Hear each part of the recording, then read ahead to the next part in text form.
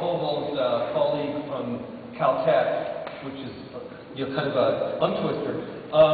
He's calculated that to replace all fossil fuels with all renewables by 2040, it would take building 1,000 square feet of photovoltaics a second, an Olympic-sized pool of algae for biofuels a second, a 1,000 megawatt nuclear power plant every 3 days, a 1 megawatt wind turbine every 5 minutes, and a 300 megawatt geothermal plant every 5 days, something like that. And a friend and colleague of mine calculated the World War II production, and they're remarkably similar when you adjust for GDP. I don't have the figures, but a bullet every 1/10 of a second, a rifle every 2 seconds, a Jeep every, etc. But the difference was that the nations producing those, ours and the Soviet Union on top of the list, were fighting for what they thought was their national survival, especially the Soviet Union. And everyone agreed that Pearl Harbor had been attacked. How do we get people to agree that this problem is even more of a threat to all our well-being than that was? Well, this is the tragedy of the commons. That's fundamentally what this is. It's in everyone's vested interest, including everyone in the audience. You won't do it. You put stuff into the atmosphere anytime you burn something. And it's free. There's no charge for that. And yet, collectively, when we do that, it is increasing the carbon dioxide in the atmosphere. It's shared globally, and the whole system is brought down. That's basically the fundamental point of the tragedy of the commons. We don't have, to really deal with that, the main way in which it's done in a city where a commons was a place where everyone in the town could bring their cow or their horse or something to graze on the grass. That if everyone did that, the grass would be wiped out, and then there would be no common left for anyone. And that's sort of what we're doing to the planet.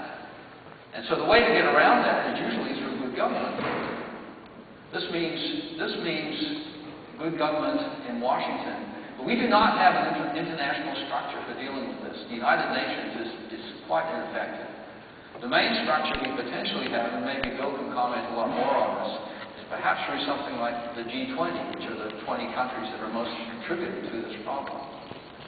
Yeah, absolutely. It's going to take some combination of international. We do lack the international architecture that would be ideal for making this happen. We lack a lot of things. All of this would be easier if we had an economic system that wasn't so incredibly tied to growth as it's dynamic. We had spiritual system. If we were all sort of belong to some nature-based religion, things would be easier. We're not going to have all the tools that we need, so we're going to have to work with the ones that we have to one degree or another in the short period of time that we have. And that's why it's good to see parts of all those systems beginning to contribute. The UN and G20 and stuff trying to figure out how to do some of this. All of our faith traditions trying to figure out how to take things out of it.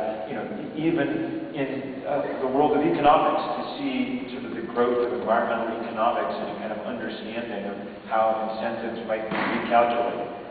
The one thing that is absolutely necessary to make all this happen, though, is pressure from people. Right. Talking about it. That's the reason there's that clipboard going around out there for you to sign up and do something on October 24th. Why we need you to email everybody in your address book telling them about this and spreading the word. Change doesn't come because it's the right thing to do.